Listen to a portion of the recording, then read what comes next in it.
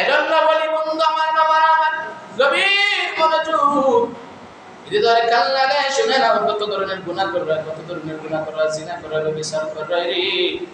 তুমি নিজে তুমি জানো, মনে মনে ভাবতেছো আমি জাহান্নামে পেয়ে গেছি, জাহান্নামে পেয়ে গেছি।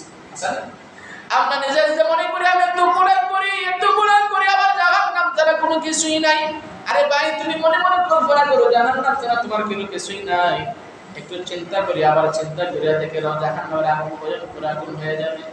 হাসরের ময়দানটা হয়ে যাবে ভয়ঙ্কর, হাসরের মাটি হয়ে যাবে, হাসরের ময়দানের মাটি হয়ে যাবে তামা। এত গরম হবে মাটি, এত গরম হবে সূর্যের আলো, ওই আলো সেভাবে সহ্য করে না। জাহান্নামের আগুন হয়ে যাবে প্রচন্ড গরম, জাহান্নাম হয়ে যাবে পাগল। জাহান্নাম আল্লাহকে বলবে, আল্লাহ আমি জাহান্নামকে বানানোর সময় বলছিলাম, আমি জাহান্নামের সময় বানাইছিলাম, তখন বলছিলাম আমি জাহান্নামে খাদ্য মানুষ এবং পাথর। আল্লাহ আজকে আমার আমি জাহান্নামে বড় খিদা লাগছে, বড় খিদা লাগছে রে। আল্লাহ তাড়াতাড়ি আমার মানুষ দাও, আমার আমি জাহান্নামে মানুষকে বর্তন করি, আমার পেটের খিদা মিটাই। আল্লাহর কাছে ফরিয়াদ করে জাহান্নাম পাগল হয়ে গেছে। আল্লাহ বলে জাহান্নাম একটু সবর কর, আমি আল্লাহর কাছে শুরু করছি। সুবহানাল্লাহ। কাল কিয়ামতের দিন বিচারের মালিক আল্লাহ বিচার শুরু করবে, আল্লাহর সামনে বিচার করবে।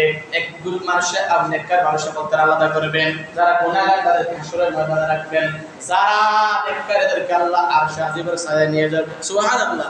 আর যারা গুনাহগার এদেরকে আল্লাহ পাক হাসরের ময়দানে রাখবে। আল্লাহ বলবে জাহান্নাম আমি তোমারে বানাইছি, তোমারে কথা দিছি, তোমার খাদ্য হবে মানুষ।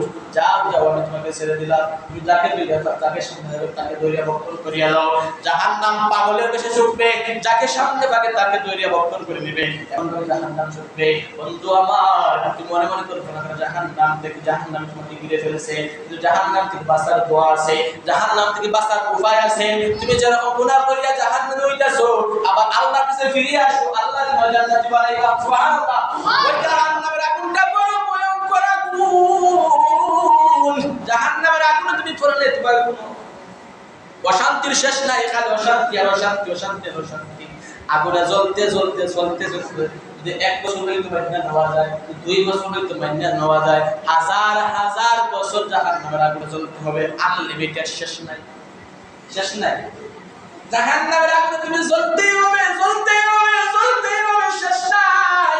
যদি তুমি মনে করো আবার যাবার একটা শরীর হয়তো বা আগুন পাও থেকে ধরাই দিবে, মাথা পর্যন্ত চলে যাবে, শেষ, শেষ নেই।